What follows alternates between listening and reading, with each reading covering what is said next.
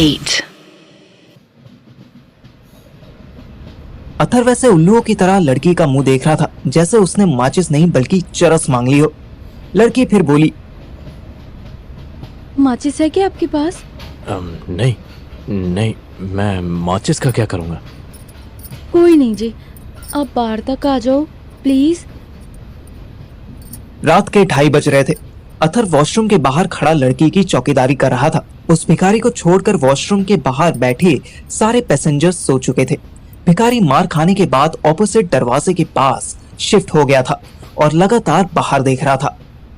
अरे बाहर आ जा यार, तेरे भाई आ गए तो मुझे हमेशा के लिए सुला देंगे। सब तो गहरी नींद में सो रहे हैं, फिर भी पता नहीं इसको किससे डर लग रहा है। बाहर खड़े खड़े अथर को भी सुसु आने लगी। लड़की जैसे ही बाहर निकली, अथर वॉशरूम की तरफ जाने लगा। आप अपनी बर्थ पर पहुंचो, कोई डरने वाली बात नहीं है, सब सो रहे हैं। लड़की ने सर हिला के हाँ कर दिया और अथर को रास्ता दे दिया। अथर जैसे ही वॉशरूम में घुसा, उसे सिगरेट की तीखी बदबू आई। जो बिना माचिस की सिगरेट कैसे जलाई इसने? अथर ने सांस रोक के दरवाजा बंद किया तो देखा वॉशरूम की खिड़की के पास एक माचिस फंसी हुई थी। सिगरेट पीने वाली लड़की को देख उसे आयशा भाभी याद आ गई।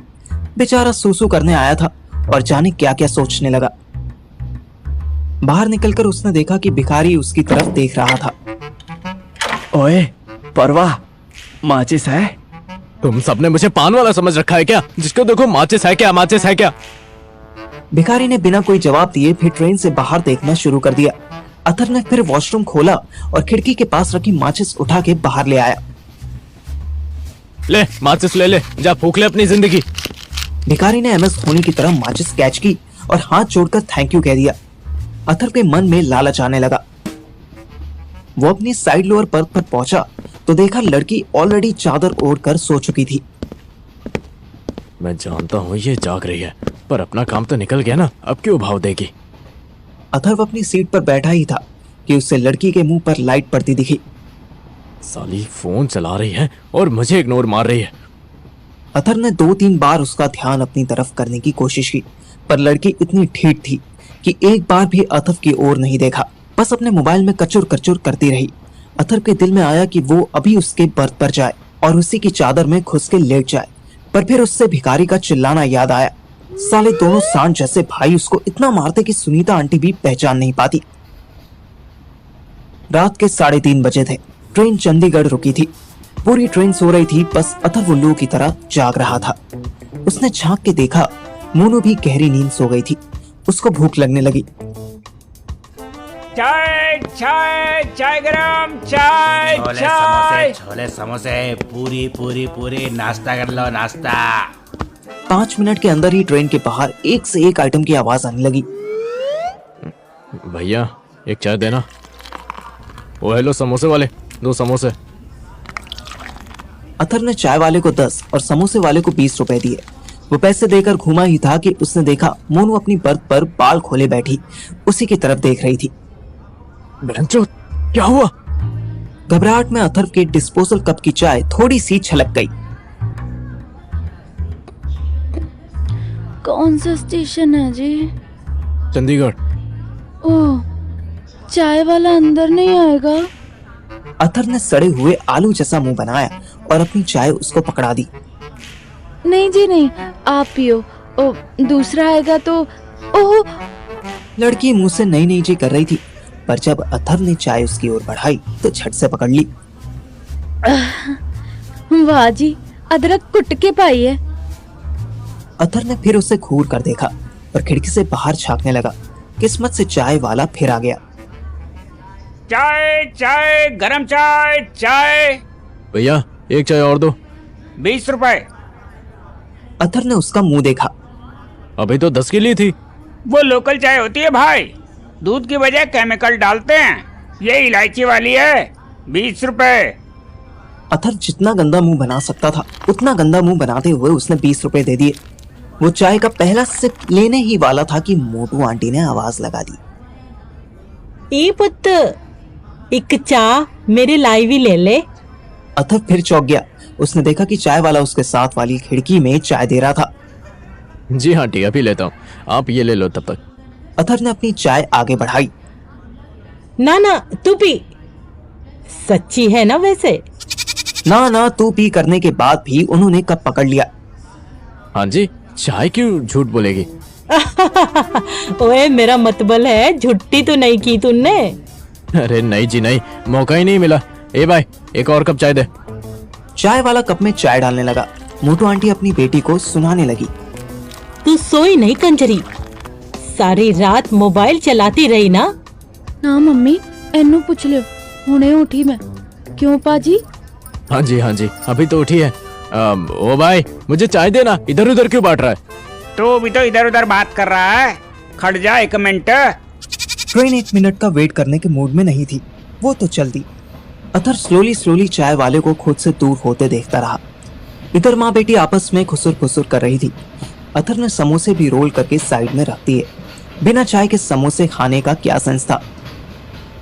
ओ बेटे सुन, इस जरा बाहर फेंक दे। मोटू आंटी अपना और मोनू का खाली कप उससे बाहर फेंकने के लिए दे रही थी। अथर कलप गया। आंटी, ऐसे कचरा नहीं फैलाते, पटरी पर कौन साफ करने आएगा? आप रख लो, अभी डस्टबिन में फेंक देना। आंटी को उसके ज्ञान का घंटा कोई फर्क नहीं पड़ा। ले पुत्र, तू ही पकड़ ले, तू पढ़ा लिखा है, फेंक दियो जहाँ तेरा दिल करे। आंटी और मोनू अपने अपने मोबाइल में इंस्टाग्राम रील्स देखने लगे और अथर बेवकूफों की तरह खाली कप हाथ में लिए बैठे बैठे ही सो गया। मेरी सुबह 6 बजे नींद खुली। मेरा फोन बार बार बजे जा रहा था। मैं फोन ढूंढने लगा पर पता नहीं साला चद्दर में कहाँ खो गया था।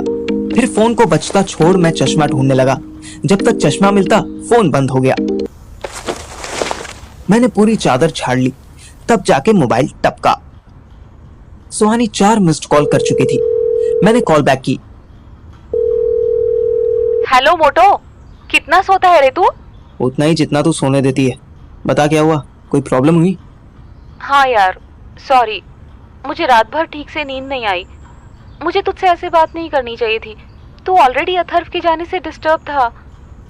मुझे लगा था कि अथर्व की तरह मुझे भी झगड़े के बाद खुद ही सुहानी को कॉल पे कॉल करके मनाना पड़ेगा, पर ये तो खुद ही सॉरी बोल रही थी। क्या करूं, थोड़ा भाव खाऊं? नहीं यार, कहीं फिर लड़ाई हो गई तो मुझे ही सॉरी बोलना पड़ेगा। एक्चुअली गलती मेरी थी, आई एम सॉरी टू। मैं अपनी फ्रस्ट्रेशन तुझ पर निकाल रहा था। चल सही है, जब दोनों सॉरी है तो फिर कोई सॉरी नहीं। क्या कर रहा है अभी? चप्पल पहन रहा हूँ।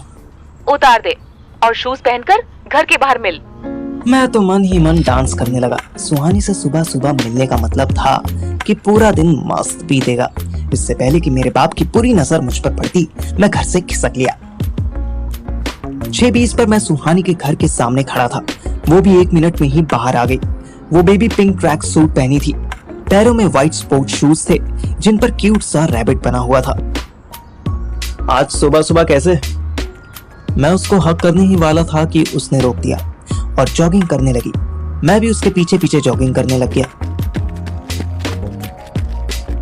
घर से थोड़ी दूर आने पर हम एक करीब से पार्क की बेंच पर बैठ गए। आज तो सुबह सुबह थका दिया तूने। मर गया मैं। ये तो ट्रेलर है बेटा, अभी असली मौत तो तेरी शाम को आएगी। ऐसा क्या होने वाला है शाम को? बताती हूँ, पहले तू बता, तू मेरे लिए कितना सीरियस है? उतना ही जितना गौतम गंभीर के लिए उसका सरनेम सीरियस है। मजाक मत कर यार, बता ना, तू सच बोल, मैं बुरा नहीं मानूंगी। मैंने उसका हाथ पकड़ लिया। देख, तो मुझे बहुत पसंद है, नो डाउट, पर यह कोई बड़ी बात नहीं है। तुझसे जो भी मिलेगा वो तुझे पसंद ही करेगा। बड़ी बात यह है कि तुझे मैं पसंद हूँ, इसलिए जब तक तू मुझे लात मार के अपनी लाइफ से नहीं भगाती तब तक मैं तेरा हूँ। I am all yours. How sweet. मैं भी यार बार बार टाइम वेस्ट नहीं करना चाहती।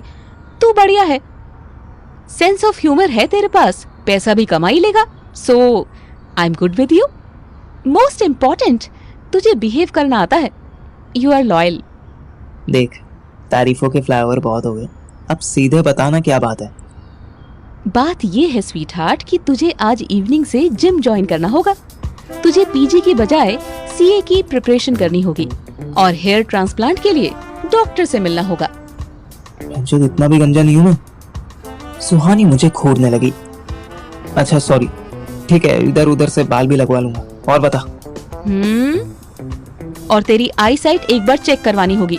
डॉक्टर के पास साथ में चलेंगे, डोंट वरी। और इस पार्थ को हैंडसम बनाओ प्रोजेक्ट के लिए पैसा कहाँ से आएगा? होशियारपुर वाले मामा देंगे। नोप, तेरी गुंजा आंटी की बेटी देगी। सुहानी ने 500 के कुछ नोट मेरी तरफ बढ़ा दिए। उससे पैसे लेने का तो सवाल ही नहीं होता था। पार्क के बाहर स्टिक पकड़कर वॉक करते एक आदमी को देख मेरी फट गई। घोड़ी की गांड, ये कहां से आया? छी, कैसे बोल रहा है? कौन आ गया? सुहानी ने भी पार्क के बाहर से हमें घूरते हुए आदमी को देखा। कौन है ये? रिश्ते में तो मेरा बाप लगता है, नाम है अशोक।